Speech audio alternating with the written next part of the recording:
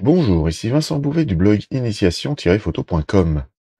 Aujourd'hui, je partage avec vous quels sont les différents types d'éclairage que vous allez pouvoir trouver dans une scène.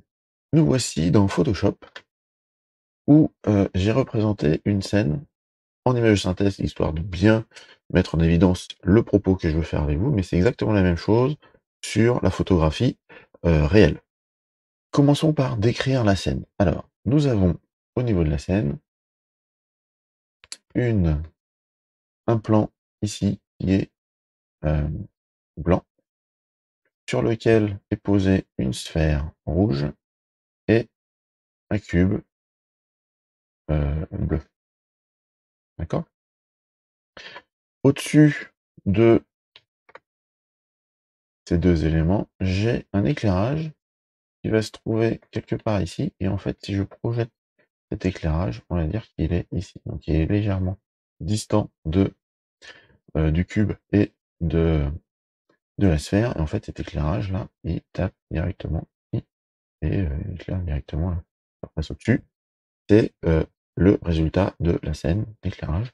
Et l'ensemble de cette scène est plongé dans un environnement, donc une image d'un HDRI, ça s'appelle, en image de synthèse. En fait, c'est un environnement visuel où j'ai un ciel bleu au-dessus qui éclaire globalement aussi la scène. Pour commencer, on a ce que l'on appelle les ombres propres. Donc cet éclairage qui est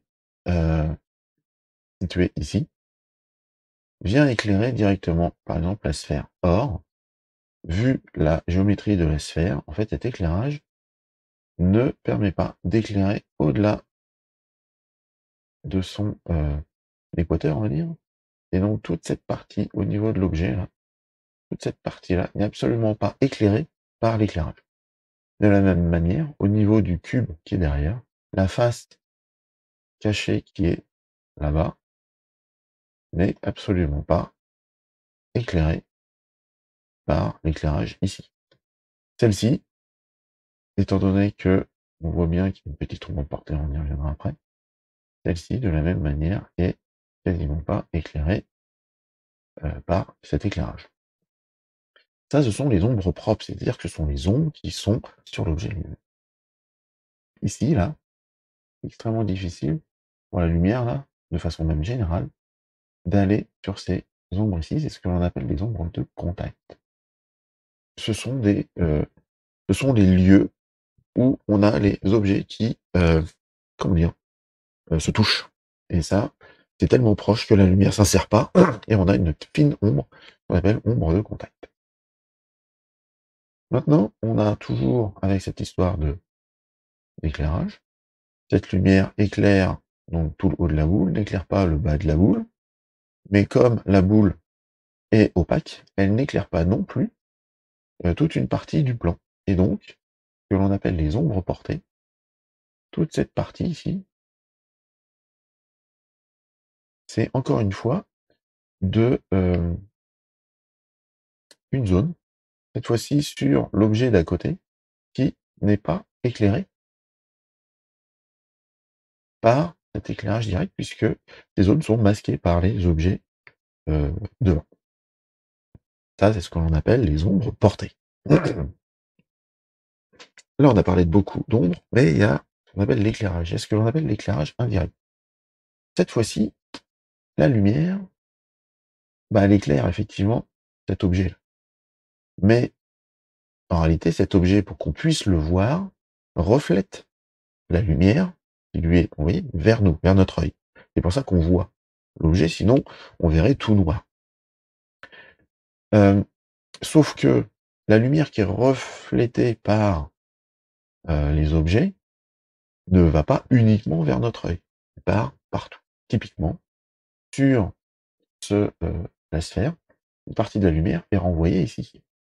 Et c'est ce que l'on voit ici. Ce n'est pas un reflet type miroir, mais c'est l'éclairage indirect de la boule vers le cube. Et comme c'est indirect, en fait, la lumière neutre qui était ici a pris la teinte de l'objet et a renvoyé, a éclairé cette zone avec une teinte. C'est pour ça qu'on retrouve la teinte légèrement rouge. En fait, c'est un mélange entre le bleu et le rouge, et c'est une couleur magenta. C'est ce que l'on retrouve. Ici, on a le bleu. Ici, on a le rouge, et la couleur intermédiaire, c'est le magenta. On a exactement la même chose ici. C'est-à-dire que la lumière qui vient taper cette face-là rebondit ici, et on vient voir se dessiner ici l'éclairage indirect de la source initiale sur le cube qui vient éclairer cette zone-là. Donc ça, c'est ce que l'on appelle l'éclairage indirect. On le retrouve encore une fois ici. On a une forme d'éclairage indirect à 2 niveaux, c'est-à-dire que la lumière éclaire le plan, ce plan rebondit, c'est ce que l'on voit ici. Ça, c'est l'éclairage indirect de cette source-là qui se reflète sur le plan et qui est retransmis ici. On le retrouve ici aussi. On le retrouve ici de façon estompée au niveau du plan. Ce qui est très intéressant d'ailleurs, c'est qu'ici on voit qu'il y a une zone d'ombre, et en fait ça, c'est l'ombre portée qui est reflétée sur le cube. Donc ça, c'est l'éclairage indirect dû à la zone sombre, alors qu'ici on est clair, et on se retrouve clair au-dessus. Donc on a vraiment ces effets de rebond de lumière qui va donner vraiment une inscription des objets dans la scène. Et donc, si je reprends mon exemple, ici, j'ai la lumière qui vient là, je tape sur la boule, et la boule, elle, comme elle est éclairée, elle revient taper ici, et c'est pour ça que là, j'ai encore une fois un éclairage teinté de la couleur rouge, mais elle est à double rebond. Et donc, ces rebonds-là, il y en a partout. Ça se fait dans tous les sens, avec tous les objets. Et ça, c'est justement le lien avec ce que l'on appelle l'éclairage environnemental. C'est-à-dire que dans votre scène, si, par exemple, sur mon bureau, j'ai un clavier, j'ai un écran, j'ai une tasse, j'ai un ventilateur, j'ai une armoire, j'ai une fenêtre, j'ai un siège, j'ai tous ces objets-là sont de couleurs différentes, et tout ça vient interagir et mélange toutes et fait un mélange de couleurs et de luminosité dans tous les sens. Eh bien, ça, c'est ce que l'on appelle l'éclairage environnemental. Tout ça, ça se projette. Et en fait, c'est ce qu'on va retrouver un petit peu ici, c'est-à-dire que l'ombre, heu, elle n'est pas grise, elle n'est pas neutre, elle est légèrement bleue. Toutes ces ombres-là, là, ici, on voit bien que c'est bleu, et là, on voit bien que c'est bleu. Alors ici, on pourrait se dire c'est bleu parce que le cube est bleu, mais là, on comprend pas parce que là, finalement, à cet endroit-là, la boule masque le cube, donc le cube peut pas envoyer là-bas. La boule est rouge, donc comment ça se fait que j'ai pas de heu d'effet rouge normal, puisque la source de lumière a du mal à éclairer, à envoyer ça. Et donc là, ce qui est prédominant, c'est le bleu du ciel, puisque en objet éclairage environnemental que j'ai mis au niveau de ma scène, c'est justement un paysage avec un ciel bleu. Et en fait, le bleu qu'on a dans les ombres, c'est le bleu du ciel.